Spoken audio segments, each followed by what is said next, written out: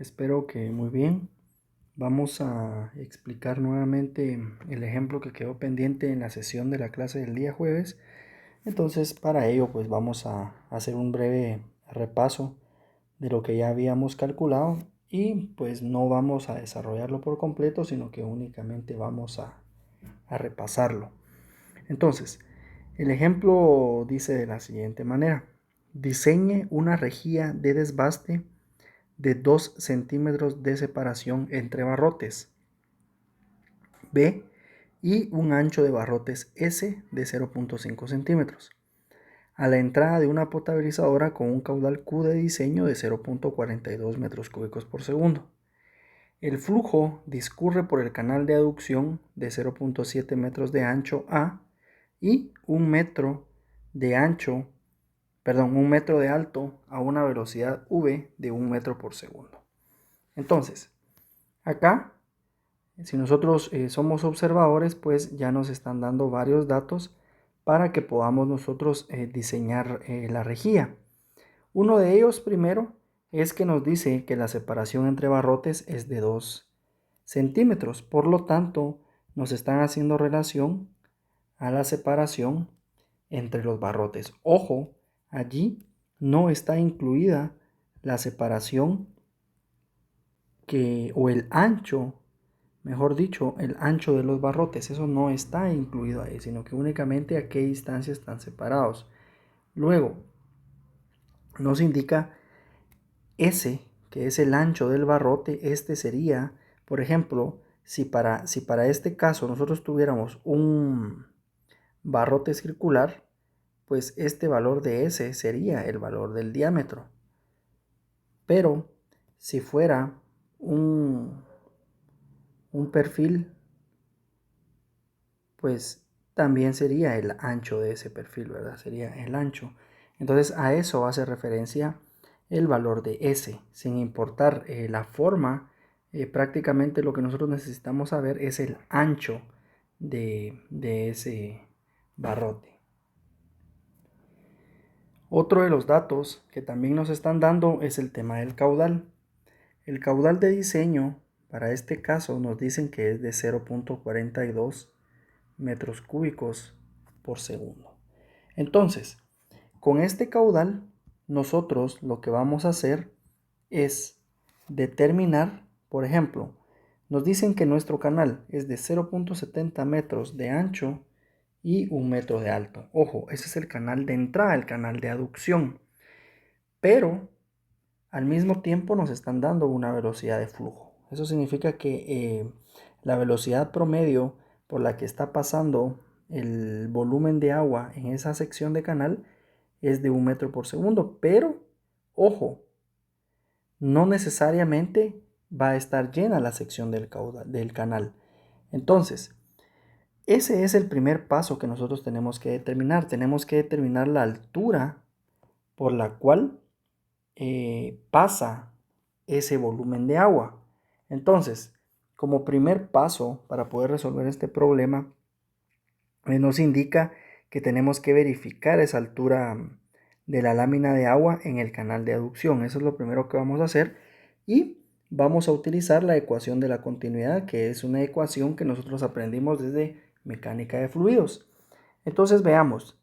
Primero nosotros sabemos que el caudal es igual a la velocidad por el área. Entonces, ojo, la velocidad ya la tengo, me la están dando en el enunciado.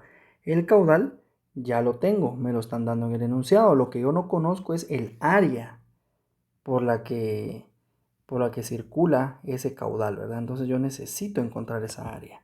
Por lo tanto, yo voy a encontrar que el ancho es un ancho fijo. Para este ejemplo, yo tengo un ancho de 0.70 metros. Entonces, vamos a ver qué necesito encontrar entonces yo esa altura, ¿verdad? Para saber el área por la cual está circulando ese caudal a esa velocidad. Por lo tanto, hago una relación y yo veo que el área va a ser igual al ancho por la altura del agua o la altura de la lámina de agua. Entonces, al momento de sustituir en la ecuación de la continuidad, yo sustituyo el área por el ancho por la altura. Entonces ahora Como yo lo que debo encontrar es la altura, entonces yo despejo y tengo que caudal dividido velocidad por ancho va a ser igual a h. Entonces, al momento de sustituir los datos, yo sé que el caudal es 0.42 metros cúbicos por segundo y lo vamos a dividir dentro de la velocidad, que la velocidad me dicen que es de 1 metro por segundo, y el ancho, que es de 0.70 metros. Entonces el resultado de esa operación me da un h igual a 0.60 metros. Por lo tanto, allí yo ya tengo la altura de la lámina de agua. Entonces, con eso yo parcialmente ya resolví esta primera incógnita. Ahora, ¿qué nos dice en nuestro paso número 2? ¿Qué es lo que tenemos que encontrar? Realmente en el paso número 2 lo que nosotros calculamos es una superficie de vacíos en la rejilla. Entonces nosotros prácticamente vamos a encontrar las áreas que quedan entre barrotes. Esas áreas luego me van a servir para calcular otras cosas. Entonces veamos que para encontrar esa superficie de vacíos en la rejilla nos dice que debemos asumir que la velocidad en el canal, ojo, es la misma que la velocidad de paso en la zona de rejillas. Entonces, ¿qué quiere decir esto? Que la velocidad en el canal va a ser casi igual, porque no va a ser igual, pero nosotros vamos a asumir que va a ser equivalente a la velocidad de paso. Entonces, al tener esta primera suposición, nosotros tenemos una ecuación para la velocidad del paso. Y la velocidad de paso nos dice que va a ser igual al caudal dividido la superficie de vacíos en la rejilla. Pero nosotros ya tenemos la velocidad de paso, que es igual, va a ser igual a la velocidad en el canal, y ya tenemos el caudal. Por lo tanto, vamos a despejar S sub h, que es la superficie de vacíos en rejilla. Entonces, S sub h, ya estando despejada, va a ser igual a caudal dividido velocidad de paso. El caudal ya lo tenemos, 0.42 metros cúbicos partido segundo, dividido la velocidad de paso, que va a ser de 1 metro por segundo. El resultado va a ser 0.42 metros cuadrados. ¿Por qué metros cuadrados? Porque estamos hablando de una superficie. ¿Qué significa que sea una superficie? Que es un área. Entonces, ya tenemos este segundo paso. Ahora, ojo acá, dice, calcular la longitud sumergida de la rejilla, L sub R. Entonces, para poder hacer esto, nosotros tenemos que definir un ángulo de inclinación de la rejilla. No lo podemos hacer sin un ángulo. Entonces, recuerden de los parámetros que teníamos del tipo de rejillas, teníamos varios tipos. Teníamos primero unas verticales y teníamos unas inclinadas. Y teníamos manuales y teníamos mecánicas. Entonces, en este caso, nos conviene, y de hecho así va a ser casi siempre, nos conviene que tengamos rejillas manuales y que sean inclinadas.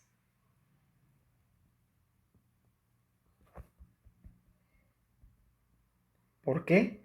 Porque el hecho de que sean inclinadas va a ser más fácil con un rastrillo remover los sólidos que se encuentren atrapados ahí, y manuales porque necesitamos un operador para que haga ese trabajo. Recordemos que en Latinoamérica básicamente esta es la tecnología que se utiliza. No utilizamos métodos mecánicos porque su costo y su operación y mantenimiento son elevados. Entonces estas son unas rejillas pues bastante sencillas.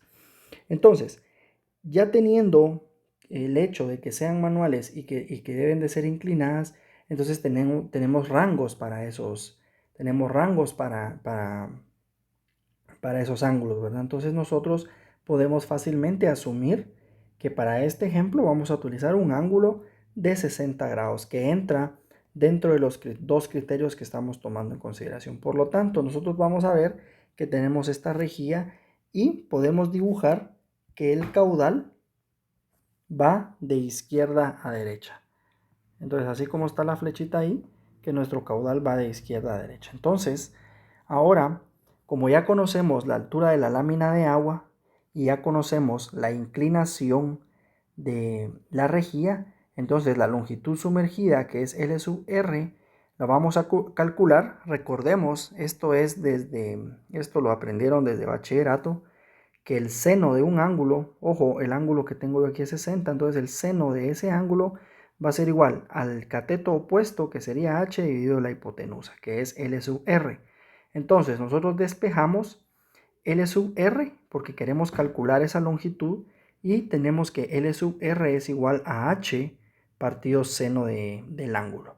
En este caso ya conocemos h y ya conocemos el ángulo. Por lo tanto, calcular la longitud sumergida de la rejilla va a ser relativamente sencillo.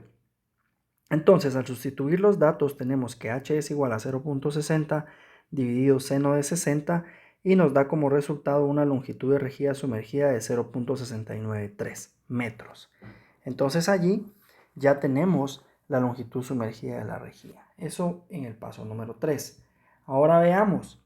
Dice, debemos determinar el ancho útil o espacio total de los espacios entre barrotes. ¿Y qué significa eso? Que depende del número de separaciones que yo tenga a lo largo de toda la rejilla y esa sumatoria de esos espacios pues va a ser este ancho útil, ¿verdad? Entonces, ¿cómo lo calculo? Veamos que yo tengo una ecuación que relaciona la superficie de vacíos con el ancho total útil o suma de los espacios entre barrotes, que es lo que yo quiero encontrar, y la longitud sumergida de los barrotes. Entonces nosotros sabemos que ya tenemos la superficie de vacíos y ya tenemos la longitud sumergida de los barrotes. Por lo tanto, vamos a encontrar E sub R, que es el ancho total útil o suma de los espacios entre barrotes. Entonces, ya vimos que es la sumatoria de todos los espacios. Por lo tanto, S sub H partido L sub R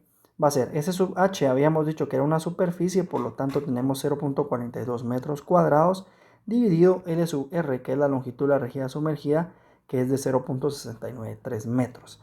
Eso va a ser igual a 0.66 metros. Ese va a ser el valor del ancho total útil que yo tengo en este caso. Ahora, vamos a apoyarnos de ese valor para calcular el número de barrotes, que es realmente lo que a mí me interesa, ¿verdad? Yo no tengo una rejilla, sino sé cuántos barrotes voy a colocar. Entonces, en el paso número 5, vamos a calcular ese número de barrotes y vamos a utilizar ese ancho total útil para poder determinarlos. Entonces, tengo que E sub R es igual a N más 1 por B. Como yo necesito encontrar el número de barrotes, n va a representar el número de barrotes. Entonces despejamos n. Al momento de despejar n, tenemos a E sub r dividido b menos 1. Entonces E sub r lo tenemos del apartado anterior, que es 0.66, dividido b. Ojo acá, b significa la separación entre barrotes. Ya me lo estaba dando el problema, era un dato de problema. Entonces no nos vayamos a perder ahí, no lo habíamos utilizado, pero en este momento es cuando lo utilizamos. Menos 1, que ese valor pues siempre se va a tener. Y entonces al momento de resolver nos dice que n es igual a 29.3. Ojo, como no podemos dejarlo en decimales, tiene que ser 29 o tiene que ser 30, una de las dos. Vamos a seleccionar el valor que más se aproxime. Entonces en este caso el valor más recomendable es 29. Entonces vamos a decir que el número de barrotes para esta rejilla va a ser de 29. En esa rejilla vamos a tener 29 barrotes. Y ojo, aquí hay algo importante. La expresión n-1 representa el número de espacios entre barrotes. Entonces, como el número de barrotes es 29, 29 más 1 es igual a 30. Significa que yo tengo 30 espacios entre barrotes. Ahorita lo vamos a explicar. Antes de explicar eso, necesito calcular yo el ancho total de la rejilla. Y ojo acá, cualquiera se podría preguntar, bueno, pero mire, si el ancho del canal es 0.70, ¿no se supone que el ancho de la rejilla también tiene que ser 0.70? Sí y no, porque necesitamos nosotros respetar también los distanciamientos y recordemos que dependemos mucho del ancho del barrote, dependemos mucho de la separación entre las varillas o entre las barrotes, perdón, y necesitamos cumplir con algunos criterios hidráulicos también para poder determinar. Entonces, nunca nos va a dar exacto, ¿verdad? Eso es algo que nosotros tenemos que tener mucho cuidado. A veces queremos ser muy exactos cuando hacemos cálculos, pero lastimosamente no en todos los casos se pueden ser exactos. Entonces, En este caso, recuerden, el ancho del canal era de 0.70, pero calculemos el ancho de la zona de la rejilla en el paso número 6. Entonces, en el paso 6 tenemos una expresión n, que es el número de barrotes, igual a, que es el ancho de la zona de rejillas, menos b, dividido s más b. Ojo, b es la separación entre barrotes y S es el ancho del barrote o el diámetro del barrote. Entonces, en este caso, yo sustituyo, primero despejo A y al despejar A, pues ya empiezo a sustituir datos. Entonces, N es 29 multiplicado por S, que es el ancho o el diámetro del barrote, 0.005 metros, más B, que es la separación entre barrotes, 0.02 metros. A todo eso le sumo el ancho entre barrotes, que es 0.02 metros. Y en total me va a quedar un ancho de 0.745. Ojo, 4.5 centímetros más que el ancho del canal. Entonces acá veamos que generalmente en la zona de rejillas se presenta un sobreancho en el canal. ¿Y dónde lo podemos ver? Y esto no me lo estoy inventando yo. Veamos, ojo ahí, veamos que realmente pues está sucediendo lo que nos están diciendo ahí. Vean, la rejilla normalmente queda más ancha que el canal. Entonces, no es que sea un error de cálculo, ¿verdad? Es que realmente para poder cumplir con estos parámetros, pues podemos dejar un poquito más ancha la rejilla. No nos va a interferir mayormente en nuestros cálculos.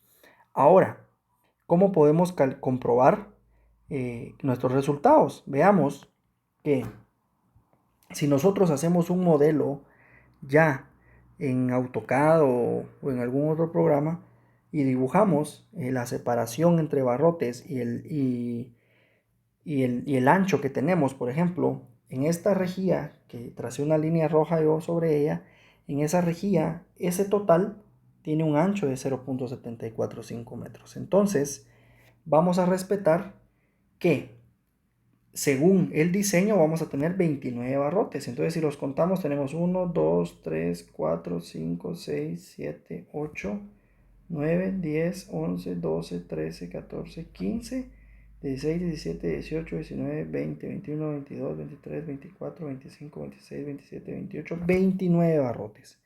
Y ojo que vamos a tener 30 espacios entre barrotes. Tenemos 1, 2, 3, 4, 5, 6, 7, 8, 9, 10, 11, 12, 13, 14, 15, 16, 17, 18, 19, 20, 21, 22, 23, 24, 25, 26, 27, 28, 29, 30. Ojo que vean que los barrotes no empiezan en el borde de la rejilla. Vean, el borde de la rejilla no es el inicio de mis barrotes. Por eso es que tengo más espacios que barrotes. A eso se refiere con que tengamos n más 1. Entonces, una vez explicado eso, prácticamente ya terminamos. Pero si nosotros quisiéramos conocer cuánta pérdida de energía genera esa rejilla, entonces yo necesito definir el tipo de barrote. Porque dependiendo del tipo de barrote, voy a tener que calcular un factor beta. Entonces, en este caso, para fines de este ejemplo, vamos a suponer que nuestro barrote es circular. Entonces, conociendo eso, vamos a ir al paso 7. Ahí le puse 9, pero realmente es el paso 7. Y nos dice, calcular la pérdida de energía calcular la pérdida de energía ocasionada por la rejilla empleando el modelo de Kirchner. Entonces, ¿qué nos dice este modelo? Que la pérdida de energía delta H va a ser igual a un factor beta o un coeficiente beta multiplicado por un factor de forma que es S dividido B, que S sería el ancho del barrote dividido B, que sería la separación entre barrotes, todo eso elevado a la 1.33, multiplicado por, ojo, la carga de velocidad, que es velocidad al cuadrado dividido 2 veces la gravedad por el seno de alfa. Entonces, tengo yo ahí el seno y veamos en este momento que para poder encontrar el coeficiente beta, yo me tengo que ir a la tabla 7. Y en la tabla 7 voy a obtener el valor de beta dependiendo de la forma de mi barrote, ¿verdad? Yo sé que puedo tener diferentes perfiles, diferentes formas. Entonces, según para este ejemplo, nosotros dijimos que era un barrote circular. Entonces, vamos a obtener un valor beta de 1.79. Ahora, al sustituir los datos, tenemos que delta H es igual a 1.79 por 0.005 dividido 0.02 elevado a la 1.33 por 1 metro por segundo al cuadrado, que es la velocidad, dividido 2 por 9.81 metros sobre segundo al cuadrado, que es la gravedad, multiplicado por el seno de alfa, que alfa es la inclinación de la rejilla, y en este caso dijimos que era 60. Entonces, al resolver esa pérdida de energía, pues nos da que tenemos una pérdida de energía de 0.0125 metros, o lo que equivale a 1.25 centímetros. Entonces, en ese caso, pues esa es la pérdida de energía que se genera cuando el agua cruza o cuando el agua choca con la rejilla, ¿verdad? Entonces, con eso prácticamente nosotros terminamos nuestro problema, y vean que es relativamente sencillo. El procedimiento es idéntico independientemente del tipo de rejilla que yo esté definiendo. Si es una rejilla fina, si es una rejilla gruesa, no importa. El procedimiento es exactamente el mismo, y veamos que el tipo de barrote normalmente el que se utiliza es ya sea una varilla circular o un perfil rectangular, un perfil, una hembra que normalmente le conocemos, ¿verdad? Son las formas más comunes en el tema de las rejillas. Entonces, sin más, lo que dejamos hasta acá, y espero que haya sido clara la explicación.